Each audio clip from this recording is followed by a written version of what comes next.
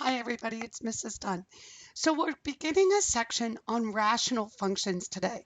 In this screencast, specifically, we're going to be finding the domain of rational functions. I have the graphing calculator loaded as well so that you can learn how to type it in your calculator correctly. Okay, let's get started.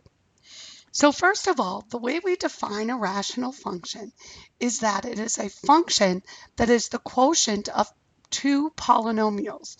So you have a function p of x on top and a function q of x on the bottom. Both of those are polynomial functions, and that's your rational function.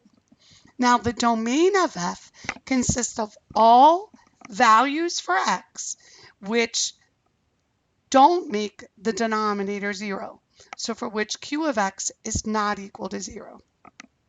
So to summarize, the domain of a rational function will be the set of all real numbers except those values that make the denominator 0. To determine those exceptions, we're going to set the domain equal to 0. Let's go through some examples. So we want to find the domain of each of these functions. These are our first three examples. A best practice is to always factor out any common factors in the denominator to determine the domain. Really, you should do it to both the numerator and the denominator, but specifically for domain, we're looking at the denominator.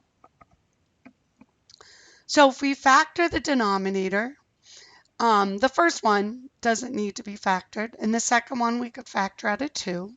And in the third one, we can factor both the numerator and the denominator.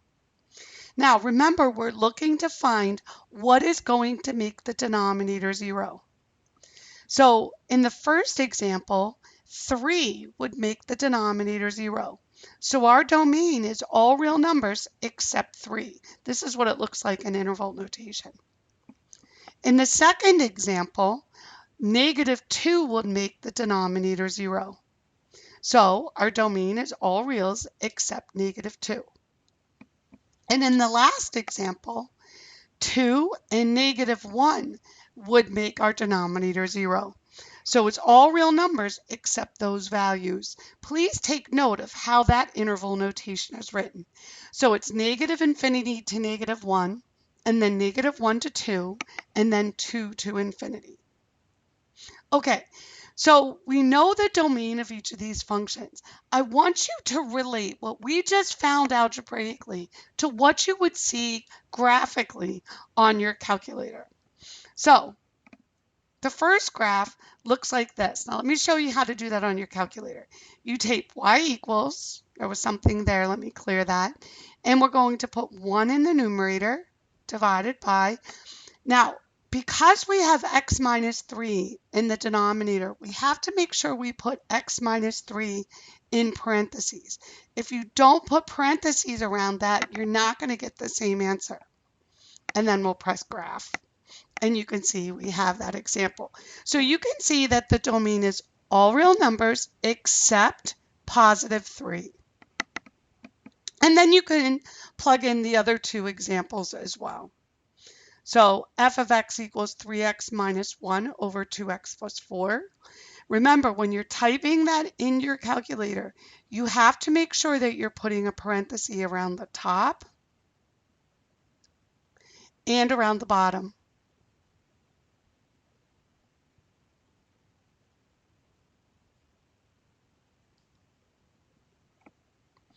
If you have an older calculator, you might see these two lines look like they're connected.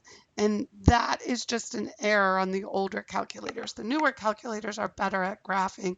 The older calculators kind of have a glitch when it comes to the disconnect of these two graphs. And then lastly, we have f of x equals x squared plus 2x minus 3 and x squared minus x minus 2. Divided by that. And you can plug that into your calculator. When you plug it in your calculator, like I said earlier, make sure you have parentheses around the numerator and the denominator. And when you press graph, you'll see this part. This example has 3 parts to it. Now there's something else I want you to see on these calculators. The other thing I want you to see is the table of values. So I cleared that last graph and put the first one back into my calculator, 1 divided by x minus 3. And there you see the graph. Now what I want you to see is actually the table of values. So I'm going to press second in table, and I'm going to look at the table of values. And you can see there's an error message at 3. So why is there an error message at 3? Well, there's an error there because that's the value in the domain which is illegal, which causes the denominator to be equal to 0. Same thing happens on the next one, but you'll see the error message occurs at -2 because that's the value that's illegal. And in the last example, there are 2 values where you're going to see an error message because -1 and +2 both cause the denominator to be equal to 0. Okay, that's it. Good luck, folks.